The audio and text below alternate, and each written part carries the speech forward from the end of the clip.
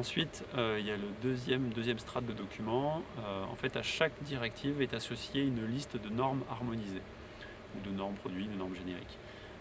Ces normes-là, en fait, permettent de traduire les exigences essentielles des directives, donc l'aspect obligatoire, en prescription technique, et donc en méthode de vérification de ces exigences. Donc la liste des normes harmonisées associées à chaque directive est publiée au journal officiel de l'Union européenne. Et en fait, dans chaque liste, il peut y avoir jusqu'à une centaine de normes qui peuvent être choisies pour vérifier le produit et vérifier la conformité du produit aux exigences essentielles. Donc après, le travail, ça va être de choisir en fait, ces normes en fonction du type de produit que vous voulez mettre sur le marché et de son utilisation, donc son environnement d'utilisation. Ce qui est important de bien retenir, c'est que ce sont des normes, donc ce sont des prescriptions. Ce n'est pas une obligation de suivre ces normes, c'est une application qui est volontaire, mais en fait, ce qu'il faut savoir, c'est que c'est le moyen le plus reconnu et le plus sûr pour s'assurer que le produit est conforme aux exigences qui sont définies dans les directives.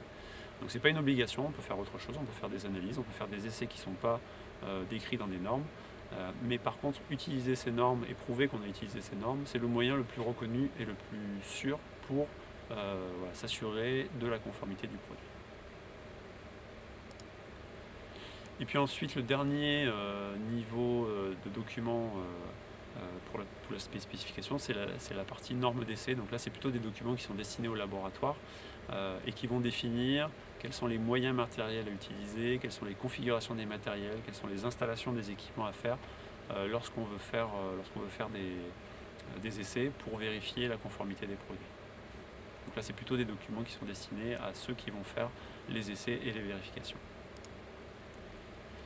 Alors l'aspect normatif, contrairement aux directives, c'est que les normes, ce sont des documents qui sont payants. Donc la liste des normes est gratuite, par contre, récupérer, avoir les normes, là c'est payant. Donc vous pouvez les acheter sur différents sites.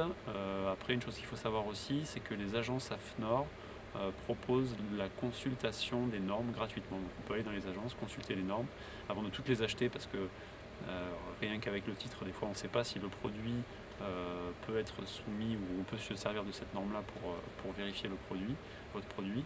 Donc on a la possibilité d'aller dans les agences et de lire les premières pages de la norme pour voir si cette norme-là est bien adaptée au produit que vous voulez mettre sur le marché.